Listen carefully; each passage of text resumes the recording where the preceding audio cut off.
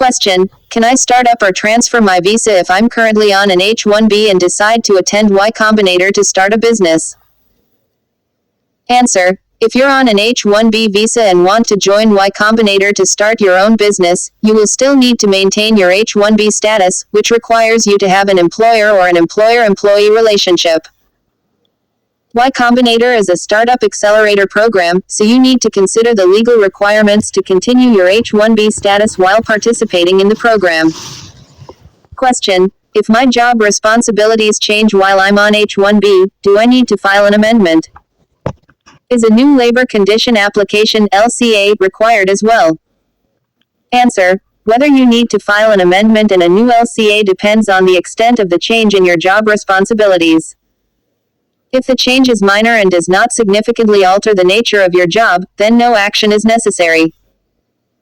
However, if the change is substantial and significantly impacts your job role, it's best to consult with your lawyers and technical experts to make the appropriate decision.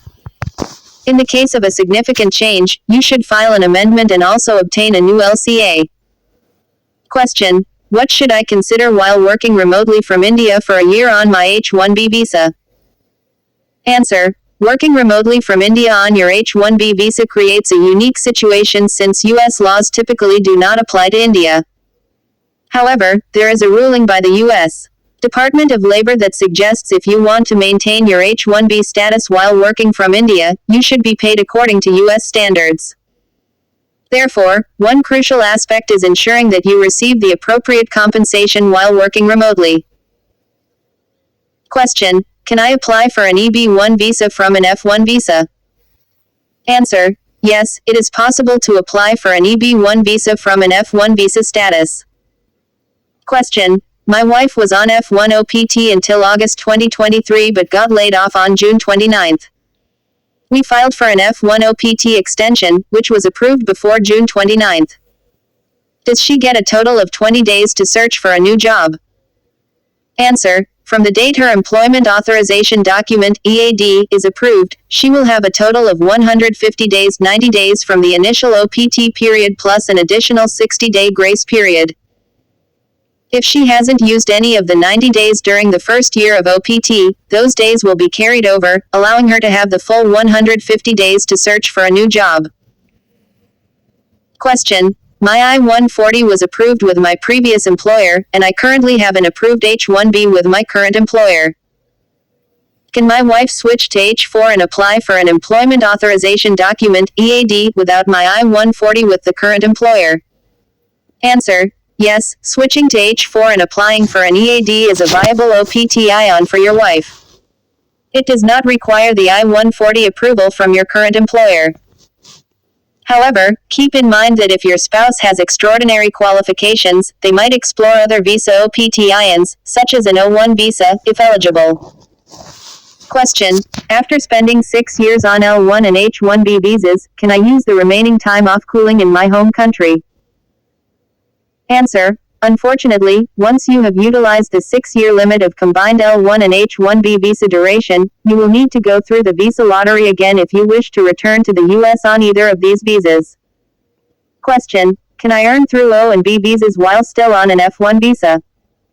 Answer: You can potentially work under an O and B visa if you are involved in certain artistic or performance-related fields. However, you cannot hold both the O or B visa and the F-1 visa simultaneously. You need to switch to the appropriate visa category that matches your activities. Question: I'm concerned about immigration inquiries regarding whether I've paid my semester fees. Answer: Before traveling, ensure that your designated school official DSO has issued your I-20 and is satisfied with your financial arrangement. Otherwise, the U.S. consulate may not issue you a visa if your financial situation is not in compliance with the required standards. Question: Can I convert my L-1B visa to an L-1A visa during my first visa stamping? Answer: Converting from an L-1B visa to an L-1A visa during visa stamping is possible, but there are specific time constraints to consider. You should apply for the conversion while you still have approximately more than 6 months remaining on your L-1B visa. Successfully converting to an L1A visa would allow you to extend your stay for an additional 2 years, as L1B visas are granted for 5 years, while L1A visas are granted for 7 years. Alternatively, you could explore the F1 COPTI on if it is applicable to your situation, but consulting with your lawyers is essential to determine the best course of action based on your job history and qualifications. Question: I will be joining the Medical Physics MSc program at Duke University, and I understand that I'll need to complete a 2-year residency after my MSc. Can you advise me on what type of visa I need to apply for during my residency? Answer: Sure. Typically, for medical professionals like you, the common visas used for residency are the H1B and sometimes the J1. To get more clarity, I recommend reaching out to Duke University before you start your program and inquire about the visas they normally recommend for medical physics residents. Based on their response, you'll likely find out if they usually sponsor J1 or H1B visas for their residents. Question: I was selected for an H1B visa this year, and I want my spouse to be able to work in the USA. Are there any OPTINs for my spouse to obtain work authorization, aside from my company not being willing to apply for I-140, H-40AD? Answer: Congratulations on being selected for the H-1B visa. Regarding your spouse's work authorization, unfortunately, the OPTINs are limited if your company isn't willing to apply for I-140 or H-40AD. H-40AD may be a typo. Unless your spouse possesses extraordinary qualifications and qualifies for a visa like O1 independently, the H-40AD, typically obtained after I-140 approval, remains the primary route for spouses to work in the USA. Question: Can a spouse on H-4 visa work in the USA? Answer: As of now, the ability for a spouse on an H-4 visa to work in the USA is dependent on whether you have received approval for your I-140 or if you have obtained a 7th-year extension under a specific provision of the law. In most cases, people OPT for the I-140 approval route to enable their H-4 spouse to work legally. Question: A U.S. employer wants to hire me from India, but my H-1B application wasn't selected in the lottery. Are there any other OPTINs for me to work in the USA? Answer: If the employer wants you to work from the United States, the OPTINs become limited since the H-1B visa is the primary work visa. However, if you're willing to work for their foreign operation in India, you can explore other OPTINs like the L1 visa, which facilitates intra-company transfers. Question: My employer applied for my green card while I am on OPT, and my spouse is on an F2 visa. After my I-140 approval, can my spouse convert to H-4 and obtain work authorization? Answer: Yes, after your I-140 approval, your spouse can convert to an H-4 visa, which would allow them to apply for work authorization, EAD. However, it's essential to note that your spouse won't be eligible for an EAD based solely on the I-140 approval. They must have an approved H-4 visa to be eligible for the EAD. Your spouse's F2 status will not provide work authorization. Question: I have a startup registered in the United States, but I'm still completing my master's with 6 more months to go. Can I hire someone in India to run my startup while I finish my studies? Answer: Running a startup in the United States while you're in India may be a complicated situation, especially if you're actively involved in managing the company. There's no clear-cut answer as the rules can be ambiguous. It's advisable to seek legal counsel to ensure you comply with all relevant regulations. Alternatively, consider entrusting the operations to individuals in India without your direct involvement to avoid potential issues. Question: I suspect my employer has applied for multiple H-1B visas without my knowledge. Should I refrain from filing my H-1B application this year to avoid any problems? Answer: If your employer has filed multiple H-1B petitions without your knowledge, it shouldn't create any problems for you directly. Your own H-1B application process and selection are separate from your employer's actions. Question: Can I convert my B1, B2 visa to an F1 visa while I'm in the USA? Answer: Yes, it is possible to change your status from a B1, B2 visa to an F1 visa while you're in the USA. You can even choose to use the premium processing OPTI to expedite the process. However, changing from a tourist visa to a student visa may raise concerns if the government suspects that you initially intended to study rather than visit as a tourist. It's essential to ensure the proper documentation and intention behind the status change to avoid potential issues. Question: I entered the USA on a B1, B2 visa and now have received approval for an F1 status to start my MBA in August 2023. I also need a STEM in my passport. Should I plan to get it done in Canada, or can I do it in Mumbai as well? Answer: before planning anything, it's crucial to consult with an immigration lawyer to confirm that your B1, B2 to F1 conversion was appropriately done and recommended. Additionally, ensure that you maintain your status by attending classes once your MBA program begins. If you have already completed the conversion to F1 status, you may not need a visa, STEM, but this depends on whether you received a change of status approval. Question: can I regain my surrendered green card? Answer: unfortunately, you cannot get back a surrendered green card. If you willingly abandoned your green card by not returning to the USA for over a year, it's considered gone. However, there is a procedure to reapply for a new green card if you wish to regain permanent residency. You'll need to file certain forms with either the State Department or USCIS, depending on the circumstances. Question: if I lost my green card as a toddler when my parents surrendered it, does this situation change anything? Answer: if your parents abandoned their green card, it is generally considered that you, as a child, also lost your green card. The abandonment of the parent's green card is imputed to the child, so you would have lost your status as well. Question: is there a possibility of increasing the number of employment-based visas to 200,000, or is the increase limited to only 5,000 per year as per the H1B Immigration Act?